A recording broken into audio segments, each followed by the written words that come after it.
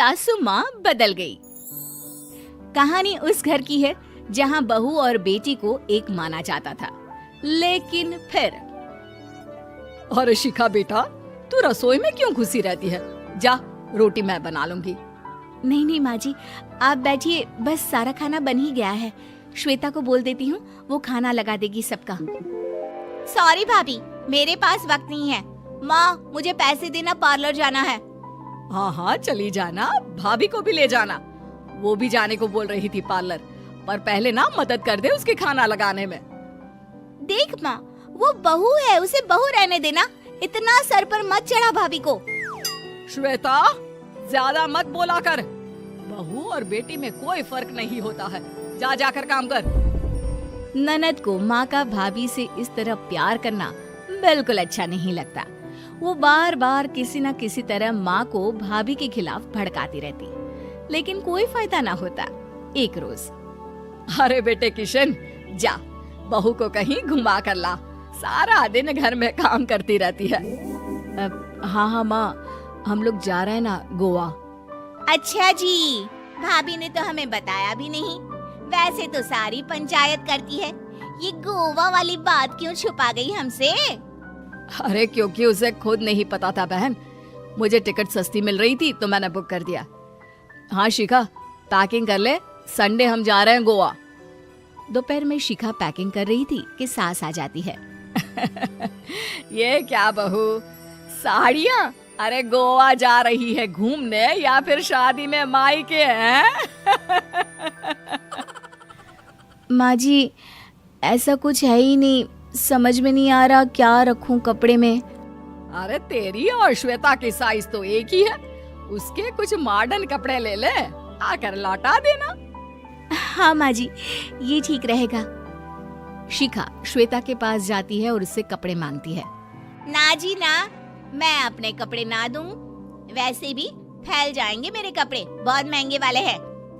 शिखा मुंह लटकाकर कमरे में आ जाती है तो सास कहती है, चल तैयार हो जा, तुझे मैं शॉपिंग करा कर लाती हूँ गोवा की। बस फिर क्या था, सास बहू निकल जाते हैं मार्केट और एक से बढ़कर एक ड्रेस खरीद कर घर आते हैं। पहले बता देती कि नए कपड़े दिलाने वाली है भाभी को, तो मैं अपने ही दे देती ना भाभी को, मुझे दिला देती नए कपड़े। देख श्वेता, परिवार का मतलब सबके साथ रहना होता है, ना कि सिर्फ अपना सोचना। वैसे भी तुझे अच्छे संस्कार सीखने चाहिए। और रही बात कपड़ों की, तो शिखा, आज से घर पर भी तू मॉडर्न कपड़े ही पहनेगी। कोई जरूरत नहीं है ये साड़ी वाड़ी लपेटने की। अब क्या था, घर पर श्वेता और शिखा एक जैसे रहते। एक बार पड़ोसन आती है। अरे बेटा, अपनी माँ को तो बुलाना जरा, बात करनी है। शिखा सास को बताती है और रसोई में चली जाती है। ये आपकी बेटी बहुत बड़ी हो गई है, इसके लिए एक रिश्ता है, कहो तो बता दूं। ये बेटी नहीं बहू है, घर में सब एक जैसा ही रहता है। वैसे मेरी बेटी भी बड़ी हो गई है, कोई रिश्ता हो तो जरूर बताना। पड़ोसन रिश्ता लेकर उन लोगों के घर आती है। तब श्वेता की होने वाली सास कहती है, तो ये घर है, कितने मंजिल का है? और ये बहू ने आपकी क्या पहन रखा है, जीन्स टॉप? अरे भाई, साड़ी वाड़ी नहीं है क्या इसके पास? देखिए, सर्दी है तो साड़ी में बहू कैसे मैनेज करती, वैसे पहनती है साड़ी भी। देखिए, हम लोग ठहरे पैसे वाले लोग, कोई कमी नहीं है हम लोगों के पास पैसों की, बहुत पैसे हैं, जमीन, नौकर चाकर, कार, सब कुछ है, लेकिन घर में संस्कारी बहू चाहिए, समझ रही है ना आप? सास कुछ कहती कि श्वेता बोल पड़ती है, हाय रे, नौकर चाकर से लेकर जमीन, कार, पैसा, हाँ, मुझे रिश्ता मंजूर है मुझे। अरे रुक जा श्वेता, मैं बात कर रही हूँ ना। देखिए, हम लोगों के घर इतनी आजादी नहीं मिलेगी। अरे हाँ कर देना माँ, हाँ कर दे जल्दी से।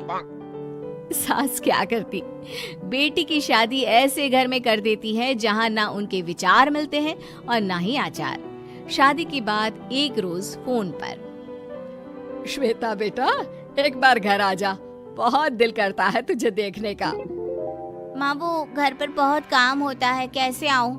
बड़ा घर है, लेकिन आने जाने वालों की लाइन ही लगी रहती है। बेटा मैं तो जानती थी उस घर का हाल, लेकिन तू ही नहीं मान रही थी। माँ देख, हर घर का यही हाल है। तेरी बेटी को यहाँ घूंघट हटाने की परमिशन नहीं है और एक तरफ भाभी स्कर्ट पहनकर घूम रही है। बेटा मुझे क्या पता था कि मेरी बेटी को ससुराल के नाम पर पिंजरा मिल जाएगा। अच्छा माँ, फोन रखती हूँ, सास को गर्मा गर्म रोटी खिलानी है। तुम लोगों की तरह नहीं कि एक रोटी बनाओ, एक सब्जी बनाओ, फिर सारा दिन फ्री होकर घूमो। सास फोन तो रख देती है, लेकिन सोच में पड़ जाती है कि एक तरफ बेटी जिसे कोई आजादी नहीं, वहीं दूसरी तरफ बहू जिसे देखकर लगता ही नहीं कि उसकी शादी भी हुई है। अगले रोज। शिखा, अरे ओ शिखा। हाँ माँ, क्या हुआ? कुछ चाहिए आपको? मैं जिम जा रही थी। जिम के कपड़ों में बहू को देखकर सास को घूंघट में अपनी बेटी का ख्याल आता है। देख बहू, घर में बहू की तरह रहा कर। इतने टाइट कपड़े पहनकर जिम जाना पसंद नहीं मुझे। जा जाकर रोटी बना। रोटी? माँ अभी तो शाम के 6 बजे हैं, इस वक्त रोटी? अब क्या मेरे खाने पीने पर भी पहरा है? अरे जब मर्जी तब मैं अपने घर में खा भी नहीं सकती क्या? बहू को अजीब लगता है। वो समझ नहीं पाती कि जो सास कल तक इतनी सपोर्टिव थी, उन्हें अचानक से क्या हो गया। वो किचन में जाती है, गरम रोटी के साथ 2 तरह की सब्जी, रायता, सलाद सब लेकर सास के पास आती है। माँ जी, खाना। इतना सारा खाना? राक्षस समझा है क्या मुझे? रोटी मांगी थी मैंने गर्मा गर्म बस। पर माँ जी, रोटी खाती किससे आप? सब्जी तो बनानी थी ना। अरे भूख मर गई मेरी तेरी बहस से। जा जाकर काम कर, अंदर पूरी रसोई साफ कर। बहू अंदर चली जाती है। थोड़ी देर में श्वेता घर आती है। अरे शिखा जल्दी से चाय ला, पकवान बना, मेरी बेटी आई है। अरे नहीं नहीं माँ, ड्राइवर बाहर खड़ा है। मैं तो घर का कोई सामान खरीदने के बहाने यहाँ आ गई हूँ, मुझे जाना होगा। अरे बेटा, पर कितने दिनों बाद देख रही हूँ तुझे, रहने आ जाना 2-4 दिन के लिए। आ जाऊंगी माँ, जब मेरी सास मरेगी तब। मैं तो रोज मन्नत मानती हूँ कि मेरी सास मर जाए तो अच्छा है। अच्छा चल, जा रही हूँ माँ। हे भगवान, कैसे कैसे दिन देखने पड़ रहे हैं मेरी बेटी को।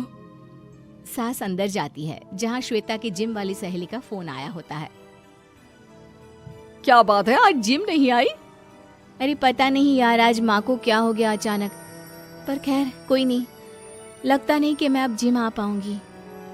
शिखा स्पीकर पर बात कर रही थी, जिसे सास सुन रही थी। यार ये सास ना होती ही ऐसी है। मैं तो कहती हूँ बुढ़िया जल्दी मरे और तू आराम से जिए।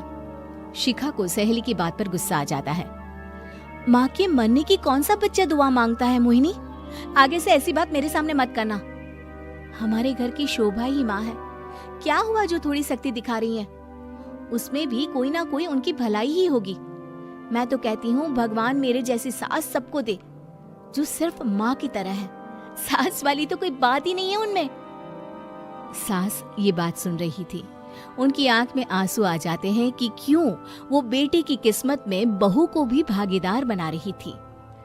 शिखा, अरे ओ शिखा, क्या हो गया? जिम नहीं जाना क्या?